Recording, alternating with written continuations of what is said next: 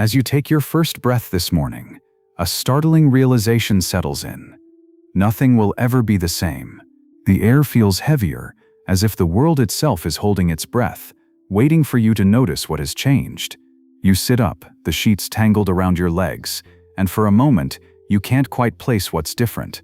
The room is the same, the light filtering through the curtains is the same, but something in the atmosphere has shifted.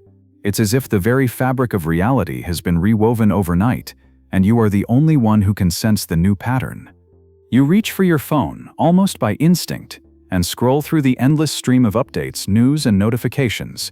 Each headline screams of breakthroughs, innovations, and the relentless march of progress. New technologies promise to solve problems you didn't know you had. Markets surge and crash with the pulse of a living organism. The world, it seems, is always moving forward, faster, smarter, more efficient. But as you stare at the glowing screen, a question begins to gnaw at the edges of your mind.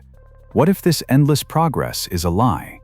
Imagine waking up one day and realizing that the ladder you've been climbing doesn't lead to the sky, but to a ceiling painted to look like the heavens. Every step you've taken, every sacrifice you've made, every sleepless night spent chasing the next milestone. What if it's all been in service of an illusion? The promise of endless progress, the belief that tomorrow will always be better than today, that every problem has a solution just over the horizon. What if these are the myths that keep you running in circles, forever chasing a mirage? You find yourself standing at the edge of a new reality, the truth dawning on you all at once. The world's obsession with progress is not a straight line, but a labyrinth. Each turn leads to another corridor, another promise, another goalpost moved just out of reach. The more you strive, the more the finish line recedes into the distance. You are caught in a paradox, told to run faster, work harder, innovate more, yet never allowed to arrive. Suddenly, you're faced with a moment that makes you question everything you thought you knew. The stories you've been told since childhood about growth, achievement, and the inevitability of improvement begin to unravel. You remember the first time you were praised for getting ahead, the first time you felt the thrill of being better than before. The world rewarded you for progress, and you learned to crave it like oxygen. But now, as you look around, you see the cost. Exhaustion etched into faces on the subway, anxiety humming beneath every conversation, a collective sense of restlessness that no amount of achievement can soothe. What if the very thing you've been taught to worship, progress, is the source of your deepest unease? What if the pursuit of more is a trap, a treadmill disguised as a highway to freedom? You begin to notice the cracks in the narrative. The technologies that promised to connect you have left you feeling more isolated. The careers that were supposed to fulfill you have become cages of expectation. The constant upgrades, the endless self-improvement, the pressure to optimize every moment, these have not brought you closer to happiness, but have instead made contentment feel like a distant memory. As you take your first steps into this new day, you can't shake the feeling that something fundamental has been lost. There is a hollowness beneath the surface of all this progress, a sense that the more you gain, the less you truly possess. You wonder, when did enough become a dirty word? When did satisfaction become synonymous with stagnation? Why does the world recoil from stillness, from silence, from the possibility that there might be value in simply being, rather than always becoming? You look out the window and see the city pulsing with activity. Cars stream down the streets, people hurry to their destinations, screens flicker in every window. The machinery of progress grinds on, indifferent to your doubts. But now you see it for what it is, a system that feeds on your restlessness, that profits from your perpetual dissatisfaction. You realize that you are not alone in your unease. Beneath the surface, millions of others are asking the same silent questions, feeling the same invisible weight. What if the greatest lie ever told is that progress is endless, that there is always a next level, a higher peak, a better version of yourself waiting to be unlocked? What if this belief is not a beacon, but a shackle? You begin to sense the enormity of the deception. The world has built its identity on the myth of perpetual advancement, and you have been swept along in its current. But now you are awake. Now you see the paradox. The more you chase progress, the further you drift from meaning. You remember moments of genuine joy, childhood afternoons spent lost in play, conversations that stretched into the night, the quiet satisfaction of a job well done. None of these moments were about progress. They were about presence, about connection, about being fully alive in the here and now. Yet somewhere along the way, you were taught to trade these moments for the promise of something greater, something just out of reach. You ask yourself, who benefits from this endless chase? Who profits from your belief that you are never enough, that you must always do more, be more, achieve more? You begin to see the outlines of a system designed to keep you striving, never arriving. The advertisements that whisper of a better life, the social media feeds that showcase curated perfection, the institutions that measure your worth in metrics and milestones, all of these conspire to keep you running, to keep you hungry. But what if you stopped? What if for a moment you stepped off the treadmill and allowed yourself to simply exist? The thought is both terrifying and exhilarating. You feel the pull of old habits, the fear of falling behind, the anxiety of being left out. Yet beneath these fears, there is a flicker of hope, a sense that there might be another way to live, a way that does not depend on endless progress. You begin to notice the subtle ways in which the myth of progress shapes your thoughts, your choices, your very sense of self. You catch yourself measuring your worth by your productivity, your happiness by your achievements, your future by your potential for growth. You realize that you have internalized the logic of the marketplace, that you have become both the product and the consumer in a never-ending cycle of self-improvement. Is it possible to break free from this cycle? Can you imagine a life where value is not measured by progress, but by presence, where success is not defined by what you accomplish, but by how deeply you experience each moment? The questions swirl in your mind, unsettling and urgent. You think of the world's great paradoxes. The wealthiest societies are often the most anxious. The most connected generations are the loneliest. The most advanced technologies leave us feeling powerless. You wonder if the pursuit of progress has become a substitute for something deeper, something that cannot be measured or optimized. You sense that beneath the surface of all this striving lies a profound emptiness, a void that no amount of achievement can fill.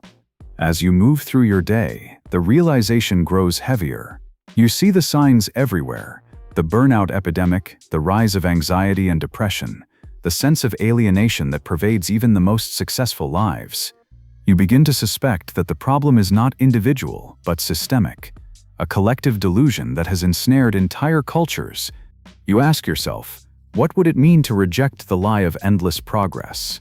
What would it look like to embrace limits, to find meaning in the finite, to celebrate the ordinary? The questions are unsettling, but they refuse to be ignored. You recall the words of ancient philosophers who warned against hubris, who spoke of the dangers of overreaching, of losing touch with the rhythms of nature and the wisdom of restraint.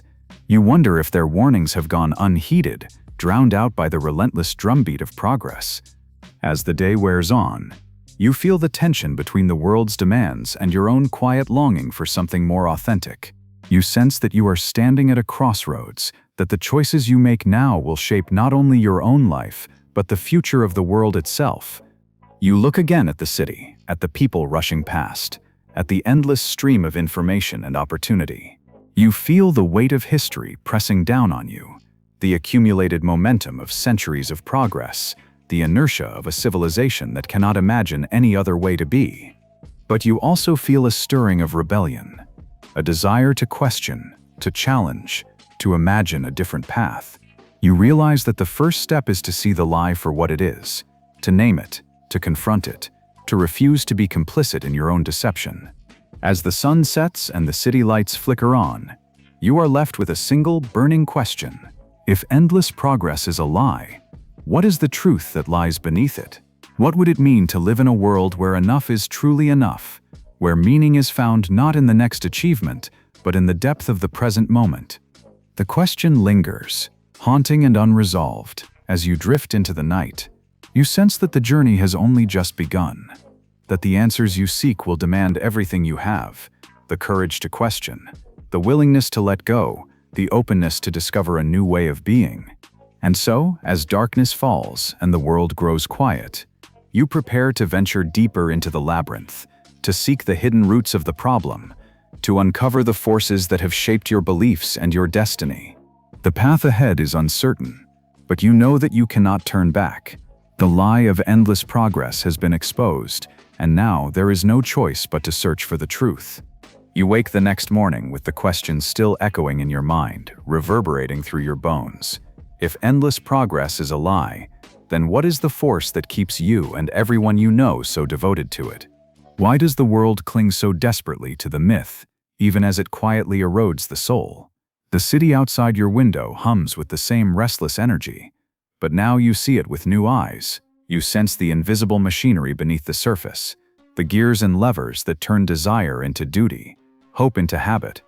You begin to search for the roots of this obsession, digging beneath the surface of your own thoughts, peeling back the layers of inherited belief. The first thing you notice is how deeply the myth of progress is woven into your psyche. It is not just an idea, but a lens through which you see the world, a filter that colors every experience, every ambition, every disappointment. You realize that you have been conditioned to see life as a series of steps, each one leading to something greater, something more. The present is never enough. It is always a means to an end. But where did this lens come from? Why does it feel so natural, so inevitable? You recall the words of Carl Jung, who spoke of the collective unconscious, the deep reservoir of symbols and stories that shape human experience. You wonder if the myth of progress is one of these archetypes, a story so ancient and pervasive that it has become invisible. Jung warned that what remains unconscious controls us from the shadows. Could it be that the drive for endless progress is not a conscious choice, but a compulsion rooted in the very structure of the mind? You think of childhood, of the first time you were praised for improvement, for getting ahead, the approval of parents, teachers, peers, each one a small reward, a subtle nudge toward the next goal. You remember the anxiety of falling behind, the shame of not measuring up. The world taught you early that your value was conditional, that love and belonging were earned through achievement. The lesson was clear: to stop moving forward was to risk being left behind, forgotten, unloved. You begin to see how this lesson has shaped your identity. You are not just someone who pursues progress, you are someone who is defined by it.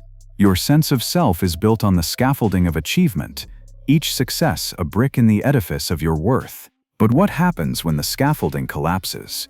What remains when the achievements are stripped away? The question is terrifying, and you realize that the fear of emptiness is what keeps you running. You turn to philosophy, searching for answers in the words of those who have wrestled with the same questions. Friedrich Nietzsche comes to mind, with his relentless critique of modernity and its idols. Nietzsche saw the will to power, the drive to overcome, to transcend, to become more, as the engine of human existence. But he also warned of the dangers of nihilism, the emptiness that follows when old values are destroyed and nothing meaningful takes their place. You wonder if the myth of progress is a defense against this emptiness, a way to avoid confronting the void at the heart of existence. Arthur Schopenhauer offers a darker vision. For him, the will is a blind, insatiable force, forever striving, never satisfied. Life, he says, is suffering, because desire can never be fully quenched. The pursuit of progress is not a path to happiness, but a treadmill of longing and disappointment. You feel the truth of this in your own life, the way each achievement quickly loses its luster, the way new desires rush in to fill the void. Schopenhauer's words are unsettling, but they ring true. We forfeit 3/4 of ourselves in order to be like other people. You wonder how much of yourself you have sacrificed on the altar of progress. You recall Aldous Huxley's vision of a future where comfort and efficiency have replaced meaning and depth. In Brave New World, progress is measured in technological advances and social stability, but the cost is the loss of individuality, the flattening of the human spirit. Huxley's dystopia is not a world of suffering, but a world of numbness, a world where people are so distracted by pleasure and novelty that they forget what it means to be truly alive. You see echoes of this in your own life, in the endless scroll of entertainment and distraction, in the way each new gadget promises fulfillment, but delivers only a fleeting thrill. Jean-Paul Sartre's existentialism offers another perspective. For Sartre, existence precedes essence. You are not born with a fixed purpose, but must create meaning for yourself. The myth of progress, he suggests, is a way to avoid the burden of freedom, the anxiety of having to choose your own path. It is easier to follow the script, to chase the next goal, than to confront the terrifying possibility that life has no inherent meaning. You realize that the myth of progress is not just a story you have been told, but a story you have chosen to believe, a story that shields you from the abyss. Viktor Frankl, survivor of the Holocaust and author of Man's Search for Meaning, offers a glimmer of hope. Frankl argues that meaning is not found in achievement or progress, but in the way you respond to suffering, in your ability to find purpose even in the darkest circumstances. He writes, "When we are no longer able to change a situation, we are challenged to change ourselves." You wonder if the true antidote to the myth of progress is not more achievement, but a deeper engagement with the present, a willingness to find meaning in the here and now, regardless of what the future holds. You begin to see how the myth of progress is reinforced by the structures of society. Schools teach you to compete, to strive for higher grades, to prepare for a future that is always just out of reach. Workplaces reward productivity, innovation, and growth, measuring your worth in metrics and milestones. Even relationships are infected by the logic of progress. Dating apps promise better matches, self-help books offer strategies for improvement, friendships are evaluated by their utility. The world conspires to keep you moving, to keep you hungry, to keep you believing that happiness is always one step away. But beneath the surface, you sense a deeper force at work, a force that is not just psychological or philosophical, but existential.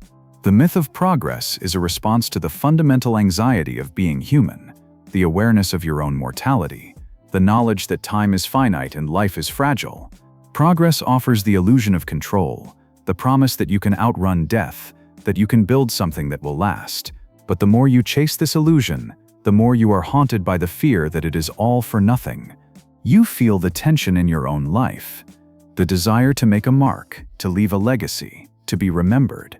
You see how this desire drives you to work harder, to sacrifice the present for the sake of an imagined future. But you also sense the futility of the chase, the way each new achievement only deepens the hunger for more. You wonder if the true source of your unease is not the failure to progress, but the impossibility of ever arriving. You begin to notice the ways in which the myth of progress distorts your perception of time. The present becomes a mere stepping stone, a means to an end. You are always looking ahead, planning, strategizing, optimizing. The past is a record of achievements and failures, the future a canvas for your ambitions. But the present, the only moment you truly possess, slips through your fingers, unnoticed and unlived. You recall the words of the Stoics, who counseled acceptance of fate, the embrace of limits, the cultivation of presence. They warned against the tyranny of desire, the endless striving that leads only to frustration. He is a wise man who does not grieve for the things which he has not, but rejoices for those which he has, wrote Epictetus. You wonder what it would mean to live by this wisdom, to find contentment in what is, rather than what could be. You see now that the myth of progress is not just a story about the world, but a story about yourself, a story that shapes your identity, your values, your sense of purpose. To question it is to risk unraveling the very fabric of who you are.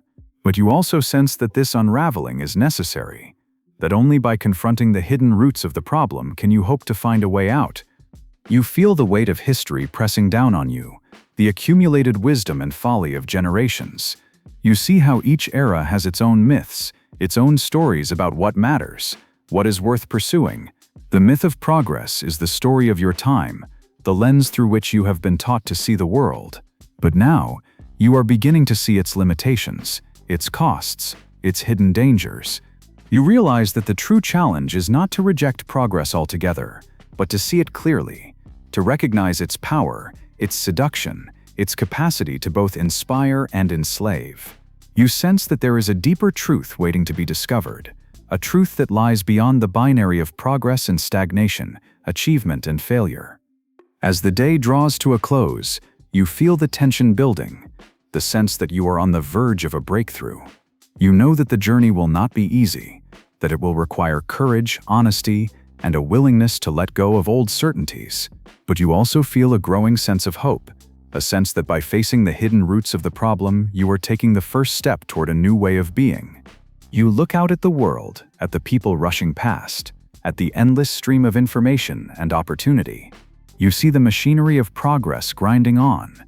But now you also see the cracks in its foundation, the questions it cannot answer, the emptiness it cannot fill.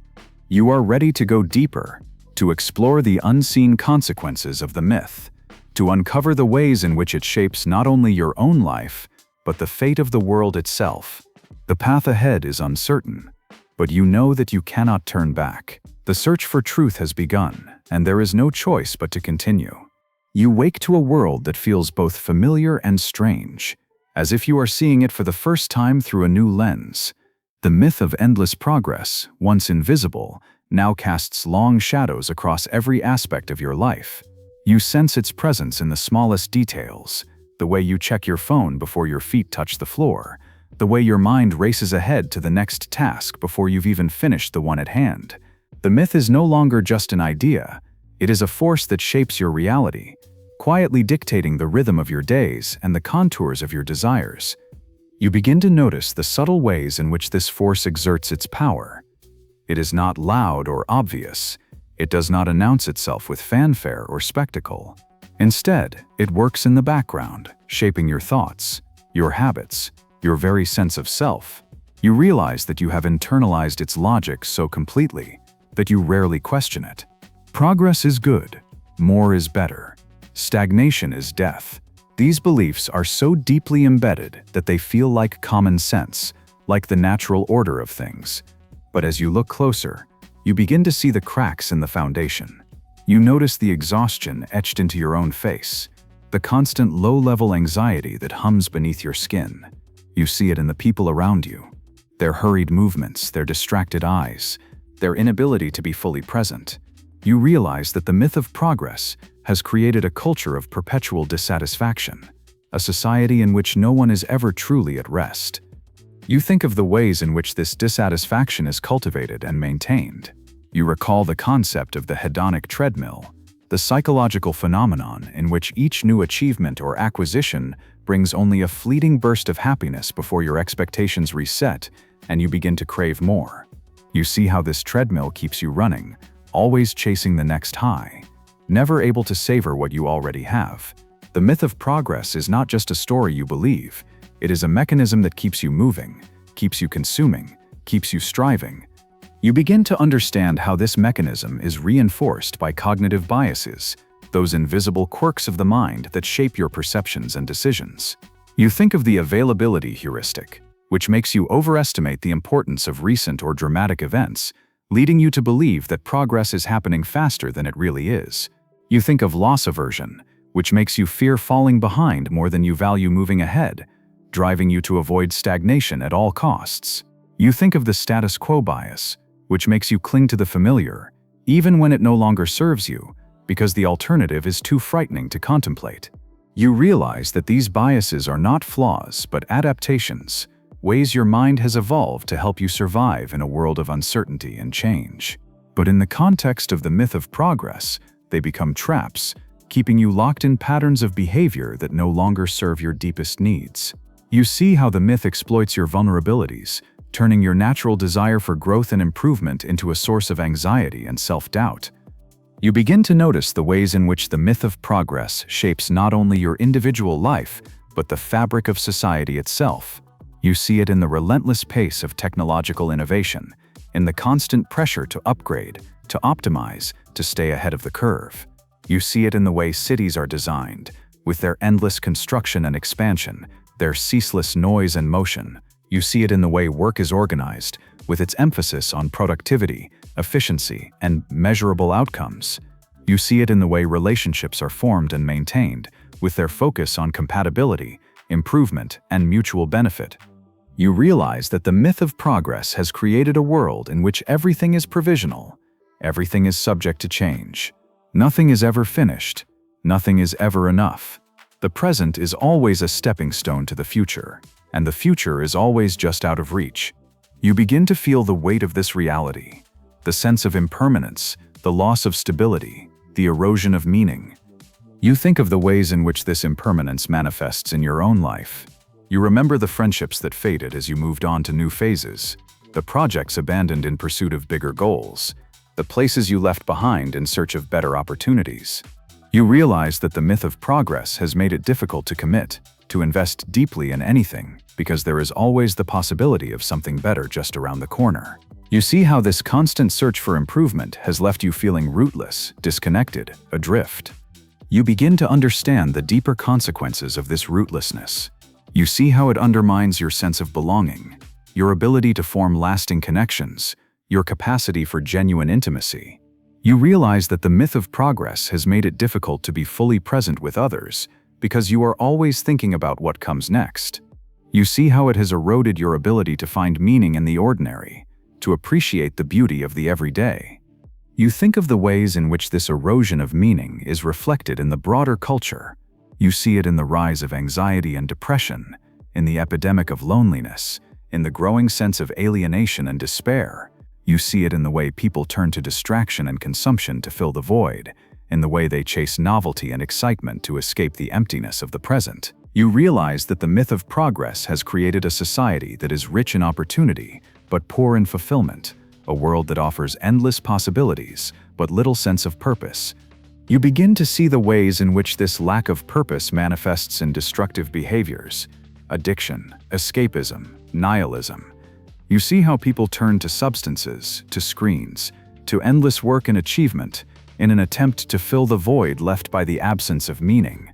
You realize that the myth of progress, far from liberating you, has become a new form of bondage, a system that keeps you trapped in cycles of desire and disappointment, hope and despair. You think of the ways in which this bondage is maintained by cultural conditioning.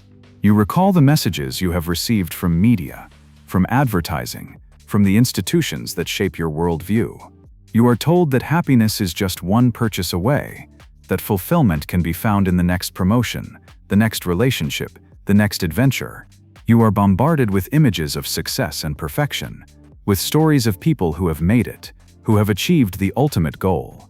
But you begin to see these stories for what they are: fantasies designed to keep you striving, to keep you consuming, to keep you believing in the myth. You realize that the myth of progress is not just a personal delusion, but a collective one, a story that entire societies have chosen to believe, even as it leads them further from the things that truly matter. You see how this collective delusion shapes public policy, economic systems, and global priorities. You see it in the relentless pursuit of growth at any cost, in the exploitation of natural resources, in the widening gap between rich and poor. You see it in the way the future is mortgaged for the sake of short-term gains, in the way the planet itself is sacrificed on the altar of progress. You begin to feel the urgency of escaping this unseen trap. You realize that the consequences of the myth are not just personal, but existential, that the very survival of humanity may depend on your ability to see through the illusion. You think of the environmental crises that threaten the future of the planet, the social and political upheavals that shake the foundations of society, the spiritual malaise that pervades even the most prosperous cultures. You see how the myth of progress, once a source of hope and inspiration, has become a source of danger and despair. You ask yourself, what would it mean to break free from this trap? What would it look like to live in a world that values presence over progress, connection over consumption, meaning over achievement? The questions are daunting, but they refuse to be ignored.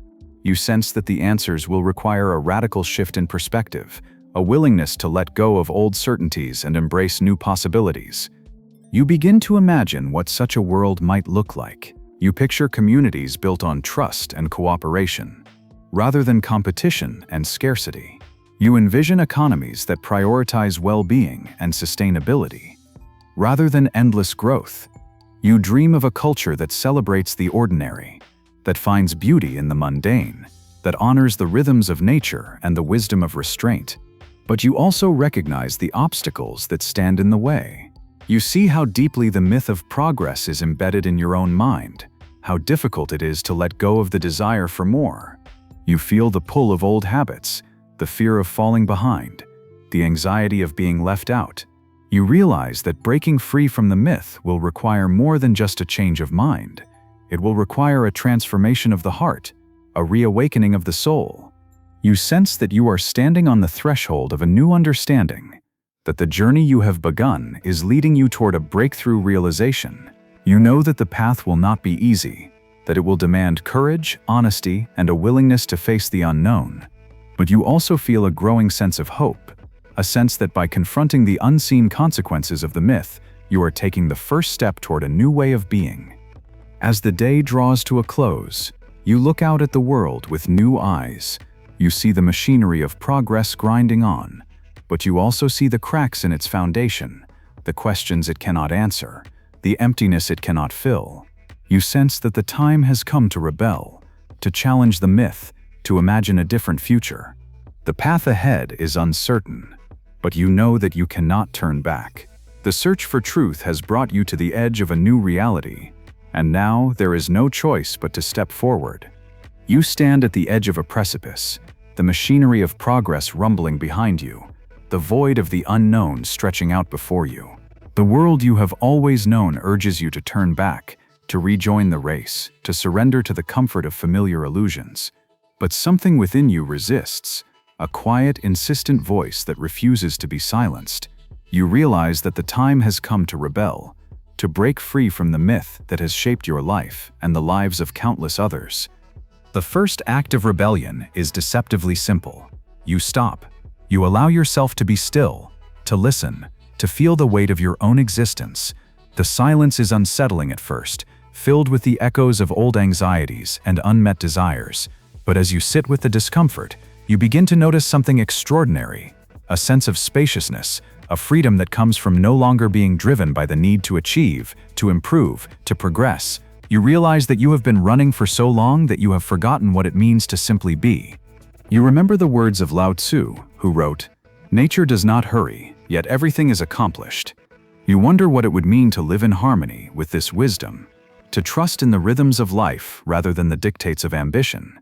You begin to see that true rebellion is not about rejecting progress altogether, but about reclaiming your agency, the power to choose what matters, to define success on your own terms. You look to history for examples of those who have broken free from the myth. You think of the Stoics, who found contentment not in external achievements but in the cultivation of inner virtue. Marcus Aurelius, Emperor of Rome, wrote in his journal each morning, reminding himself that happiness depends on the quality of your thoughts, not the circumstances of your life.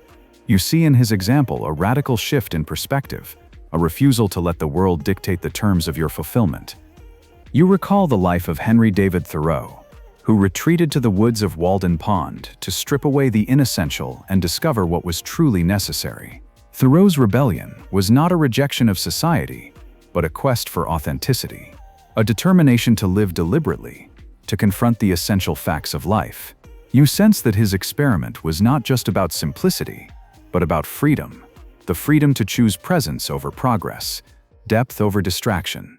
You think of the artists and mystics who have always stood at the margins of society, refusing to be swept along by the current of endless improvement. You remember Vincent van Gogh, who painted not for fame or fortune, but for the sheer joy of creation. You recall Emily Dickinson, who wrote her poems in solitude, content to explore the vastness of her own mind. Their lives were not marked by conventional success, but by a fierce commitment to their own vision, a willingness to embrace the unknown, to find meaning in the act of being rather than becoming. You begin to see that rebellion is not a single act, but a way of life, a series of choices that add up to a new way of being. The first choice is to question the assumptions that have shaped your reality. You ask yourself, what if my worth is not measured by my achievements? What if happiness is not found in the next milestone, but in the depth of the present moment? What if the true measure of a life is not how far you have come, but how fully you have lived? You realize that these questions are not just philosophical, but practical. They demand a reordering of priorities, a willingness to let go of old habits and embrace new ones. You begin to experiment with small acts of rebellion, turning off your phone for an hour, taking a walk without a destination, spending time with loved ones without an agenda. You notice how difficult it is to resist the pull of productivity, the urge to fill every moment with activity. But you also notice the rewards, a sense of peace, a feeling of connection, a glimpse of meaning that cannot be measured or quantified. You discover that the path to freedom is not about escaping the world, but about engaging with it more deeply. You learn to savor the ordinary, to find beauty in the mundane, to appreciate the richness of each moment. You realize that presence is a form of rebellion, a refusal to be defined by the logic of progress, a commitment to living fully in the here and now. You begin to cultivate new habits of mind, gratitude, acceptance, curiosity. You practice noticing the small miracles that surround you each day, the way sunlight filters through the leaves, the sound of laughter, the feeling of your own breath. You realize that these moments are not distractions from progress, but the very substance of a meaningful life. You look for allies in your rebellion, seeking out those who share your longing for a different way of being. You find them in unexpected places, in the slow food movement, in communities that value cooperation over competition, in artists and thinkers who challenge the status quo. You realize that you are not alone, that there is a growing movement of people who are questioning the myth of endless progress and searching for alternatives. You begin to imagine what it would look like to build a new culture, one that values presence over productivity, connection over consumption, meaning over achievement. You envision workplaces that prioritize well-being and creativity, schools that teach mindfulness and emotional intelligence, communities that celebrate diversity and cooperation. You see the possibility of a world in which progress is measured not by GDP or technological innovation, but by the quality of human relationships, the health of the environment, the depth of collective wisdom. You recognize that this vision will not be easy to realize. The forces that sustain the myth of progress are powerful and deeply entrenched. You will face resistance from within yourself, from those around you, from the systems that benefit from your restlessness. But you also sense that the tide is beginning to turn, that more and more people are waking up to the limitations of the old story. You draw strength from the examples of those who have come before you, from the wisdom of the philosophers and mystics, the courage of the rebels and visionaries. You realize that rebellion is not about tearing down the world, but about building something new, a way of life that honors the complexity of the human experience, that embraces both the desire for growth and the need for rest, both the drive to achieve and the longing to belong. You begin to see that the true challenge is not to eliminate progress, but to redefine it, to reclaim it from the forces that have twisted it into a source of anxiety and alienation. You imagine a progress that is rooted in presence, that values depth over speed, that seeks harmony rather than domination. You realize that this kind of progress is not measured in milestones or metrics, but in the quality of your attention, the depth of your relationships, the richness of your inner life. You sense that the rebellion begins with a single radical act, the decision to be fully present, to embrace the reality of your own existence, to find meaning in the here and now. You realize that this act is both simple and profound, both ordinary and revolutionary. It is a choice you must make again and again, each day, each moment, in the face of a world that urges you to keep moving, to keep striving, to keep chasing the next horizon. You feel the power of this choice, the way it grounds you, centers you, connects you to something larger than yourself. You realize that presence is not a retreat from the world, but a way of engaging with it more deeply, more authentically, more fully. You see that the rebellion is not about escaping reality, but about embracing it in all its complexity and beauty. You begin to notice the changes in yourself, the way your mind grows quieter, your heart more open, your spirit more resilient. You find yourself less concerned with what others think, less driven by the need to prove yourself, less anxious about the future. You discover a new kind of freedom, the freedom to be yourself, to live according to your own values, to find meaning in the ordinary. You realize that this freedom is contagious, that your example can inspire others to question the myth of progress and seek their own path. You see the possibility of a ripple effect, a slow but steady transformation of the culture, as more and more people choose presence over progress, connection over consumption, meaning over achievement. You know that the journey will not be easy, that there will be setbacks and disappointments, moments of doubt and despair, but you also know that the rebellion is worth it, that the search for truth and meaning is the most important work you can do. You sense that you are part of something larger than yourself, a movement, a revolution, a new way of being. As the day draws to a close, You stand at the edge of the precipice once more. The machinery of progress rumbles in the distance, but you are no longer afraid. You have discovered a new source of strength, a new sense of purpose, a new way of seeing the world. You know that the path ahead is uncertain, that the future is unwritten, but you also know that you have the power to choose, to rebel, to create a life that is truly your own. And so you step forward, not into the void, but into the fullness of the present moment, ready to embrace the ultimate truth that lies beyond the myth of endless progress. You stand in the hush that follows rebellion, the world around you unchanged, and yet utterly transformed. The city's pulse still thrums, the machinery of progress still grinds, but you are no longer swept along by its current. You have stepped outside the myth, and in the stillness, you sense the presence of something vast and silent, a truth that has waited patiently beneath the noise, beneath the striving, beneath the endless chase. You breathe in, and for the first time the air feels different. It is as if you are inhaling the world itself, not as a problem to be solved or a ladder to be climbed, but as a mystery to be lived. The urge to measure, to compare, to improve falls away, and in its place is a quiet wonder. You realize that you are not a project, not a work in progress, not a collection of unfinished tasks. You are a living being, whole and complete in this moment, woven into the fabric of existence. The ultimate truth dawns on you, not as a thunderclap, but as a gentle illumination, a light that reveals what was always there. The lie of endless progress was never about the world. It was about your relationship to it. The world does not demand that you improve, achieve, or transcend. The world simply is. The river flows, the trees grow, the seasons turn, indifferent to your ambitions. The pressure to progress was always an internal construct, a story you inherited and repeated until it became indistinguishable from reality. You see now that the deepest freedom is not found in breaking the chains of society, but in dissolving the chains within your own mind. The voice that whispers not enough is not the voice of truth, but the echo of a culture that has forgotten how to be. You realize that you have the power to silence that voice, to choose a different story, to live from a place of sufficiency rather than scarcity. You remember the moments in your life when you felt most alive, moments of laughter, of love, of awe. None of these moments were about progress.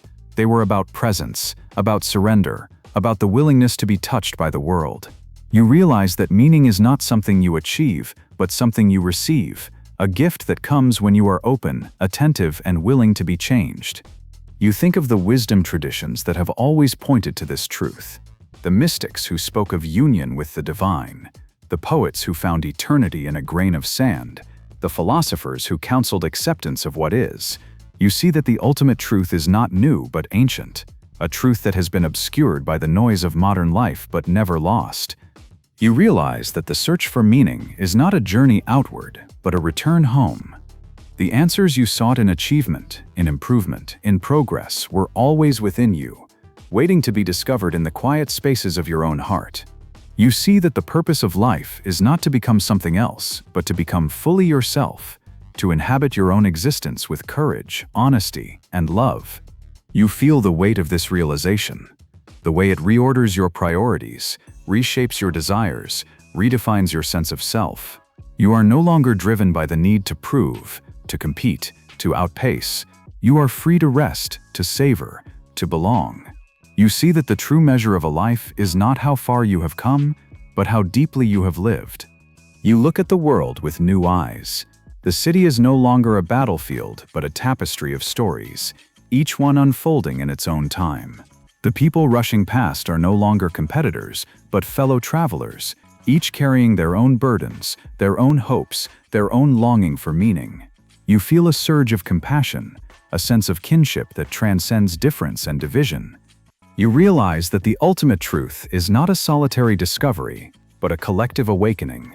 The lie of endless progress has isolated you, pitted you against others, convinced you that life is a zero-sum game. But the truth is that you are all in this together, bound by the same fears, the same dreams, the same hunger for connection. You see that the path to freedom is not a race, but a dance, a movement of giving and receiving, of supporting and being supported, of loving and being loved.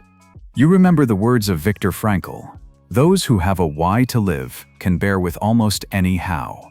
You realize that your why is not found in the next achievement, but in the depth of your relationships, the quality of your attention, the courage to be present with whatever life brings. You see that meaning is not a destination, but a way of traveling, a willingness to engage with the world as it is, to find beauty in the ordinary, to embrace the mystery of existence. You feel the urge to share this truth, to invite others into the freedom you have discovered. You imagine a world in which people are no longer driven by the need to outdo, to outshine, to outpace. A world in which success is measured not by accumulation, but by generosity, not by status, but by kindness, not by progress, but by presence. You see the possibility of a new culture, a new story, a new way of being. You know that the old myth will not disappear overnight. The machinery of progress will continue to grind. The voices of not enough will continue to whisper. But you also know that you have a choice to listen to a different voice, to live by a different story, to embody a different truth. You realize that every moment is an opportunity to choose presence over progress, connection over competition, meaning over achievement. You feel the power of this choice, the way it ripples outward, touching the lives of those around you, inspiring them to question, to rebel, to awaken. You see that the ultimate truth is not a destination, but a practice, a way of living that honors the fullness of your humanity, the beauty of your limitations, the miracle of your existence. You stand at the threshold of a new life, the old world fading behind you, the new world shimmering on the horizon. You know that the journey will not be easy, that you will stumble and fall, that you will be tempted to return to the comfort of old illusions, but you also know that you are not alone, that you are part of a movement, a revolution, a great awakening. You take a deep breath, feeling the ground beneath your feet, the sky above your head, the beating of your own heart. You realize that you are exactly where you need to be. Not ahead, not behind, but here, now, alive. You see that the ultimate truth is not something to be achieved, but something to be lived, a way of being that is open, receptive, and free. You look back one last time at the myth of endless progress, and you see it for what it is, a story that served its purpose but is no longer needed. You thank it for the lessons it taught you, for the strength it demanded, for the questions it provoked, and then you let it go, releasing it into the past, making space for something new. You step forward into the unknown, guided not by the promise of progress but by the light of presence. You trust that meaning will find you, that beauty will surprise you, that love will sustain you. You know that the journey is not about becoming someone else, but about becoming fully yourself, alive, awake, and free. As the sun sets and the world grows quiet, you feel a sense of peace, a peace that comes not from having arrived, but from having awakened. You realize that the ultimate truth is both simple and profound. You are enough. This moment is enough. Life itself is enough. You close your eyes, letting the truth settle into your bones, knowing that nothing will ever be the same. The lie of endless progress has been exposed, and in its place is a new story, a story of presence, of connection, of meaning, a story that is yours to live, yours to share, yours to pass on to those who come after. And as you drift into the night, you carry this truth with you, a quiet flame that will never be extinguished. A reminder that the greatest progress is not in moving forward, but in coming home.